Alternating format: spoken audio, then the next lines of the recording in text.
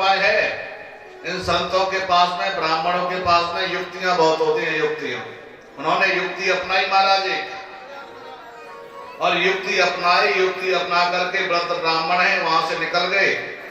और वहां से जाने के बाद में भगवान श्री कृष्ण के पास में जो पत्रिका थी वो पत्रिका पहुंचा दी। जैसे ही पत्रिका वहां पहुंचाई, भगवान श्री कृष्ण आए, उन्होंने जो है पत्रिका को देखा, और पत्रिका को देखा, पढ़ा, तो वहां से चल दिए महाराज। जैसे ही वहां से चले भगवान श्री कृष्ण अपने रथ को लेकर के चले आ रहे महाराज आगे, तो वहां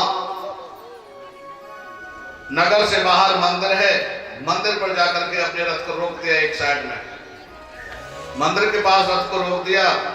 और वो कहती हैं, सभी गांव के लोग कहते हैं, बोले कि हमारे यहाँ एक परंपरा है। बोले क्या परंपरा है?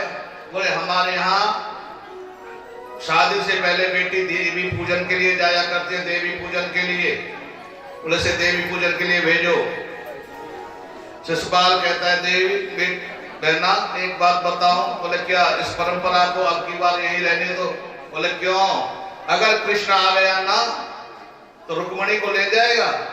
बोले नहीं महाराज, इतना तो सख्त पहरा लगा हुआ है आपका, ले कैसे जाएगा? सख्त पहरा लगा हुआ है, तलवार से तलवार, ढाल से ढाल लगा करके सैनिक खड़े हुए महाराज। रुक्मणी जी पूजा करने के लिए जाती हैं मंदिर में, और वहां पर पूजा करती हैं। पूजा करने के बाद में कहती हैं, अरे मैया, मेरी इच्छा को तो तू हर तरह से समझती है ना, जो मैं चाहती हूँ वही पति मुझे मिले। मैया ने भी कह दिया, हाँ बेटी तुझे वही पति मिलेगा। आशीर्वाद मिला मैया का। बाहर निकल के आए जैसे ही, तो वहां पर क्या देखा? भगवान श्री कृष्ण का रथ की पताका दिखाई दी। और जैसे ही पताका दिखाई दी है ना, तो रुक्मणी जो आगे निकल करके आई, और जैसे ही आगे निकल करके आई तो उन्होंने क्या देखा? कृष्ण खड़े हैं। अब भगवान श्री कृष्ण का रथ खड़ा है उधर, रुक्मिणी जी उधर हैं। अब आगे कोई नहीं आता है, भगवान श्री कृष्ण भी आगे हाथ नहीं बढ़ाते हैं। रुक्मिणी जी भी कहती हैं, मैं चल के नहीं जाऊंगी।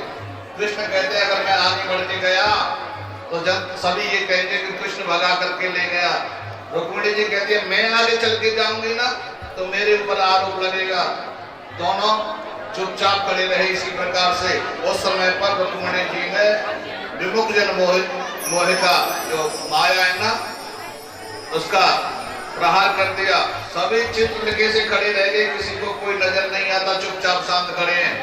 तो भगवान श्री कृष्ण ने की तरफ रुक्मिणी जी ने एक पैर बढ़ाया, नारायण चल के आए, हाथ पकड़ा और रथ में